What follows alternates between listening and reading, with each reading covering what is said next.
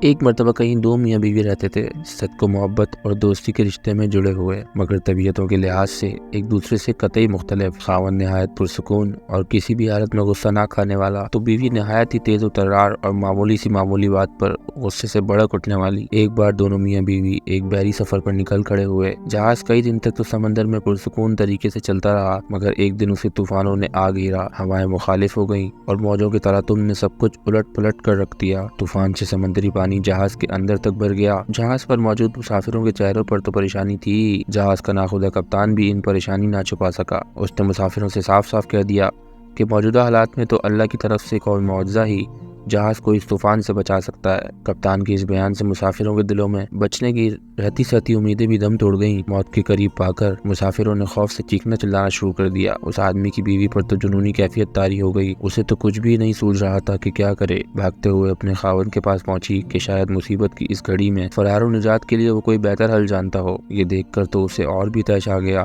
کہ گرد و نواح میں مسافروں کی آہ و پکار سے مچی قیامت سے بے تعلق اس کا خاوند حسب سابق پرسکون طریقے سے بیٹھا ہوا ہے۔ بیوی نے جلا کر خاوند کے گربان میں ہاتھ ڈالا اور اسے جھنجھوڑ ڈالا اور چیختے ہوئے بولی کہ تم کیسے بے حس انسان ہو۔ اچانک خاوند کی آنکھوں میں سکون کی جگہ غصے کے آثار دکھائی دیے اور اس نے اپنی جیب سے ایک خنجر نکال کر بیوی کے سینے پر ٹکا دیا۔ سپاٹ چہرے اور خشک لہجے میں اس سے پوچھا، اب بتا، اس خنجر سے ڈر لگ رہا ہے کیا؟ بیوی نے خاوند کے چہرے پر آئی ہوئی خواری کو نظر انداز کرتے ہوئے کہا، نہیں۔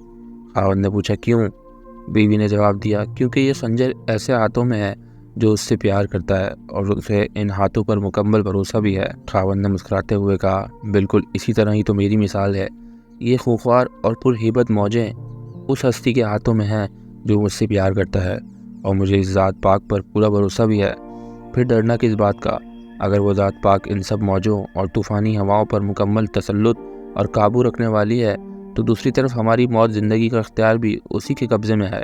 موت کا وقت معین ہے، اگر زندگی ہوگی تو وہ ہمیں اس طوفان سے بھی نکال دے گا۔ اگر آپ بھی زندگی کی موجوں سے لڑتے ہوئے تھک گئے ہیں اور حالات آندھیوں کی مانند تمہیں مخالف سمتوں میں دھکیل دیتے ہیں تو مت ڈریے کہ اللہ سبحانہ و تعالیٰ آپ سے پیار کرتا ہے۔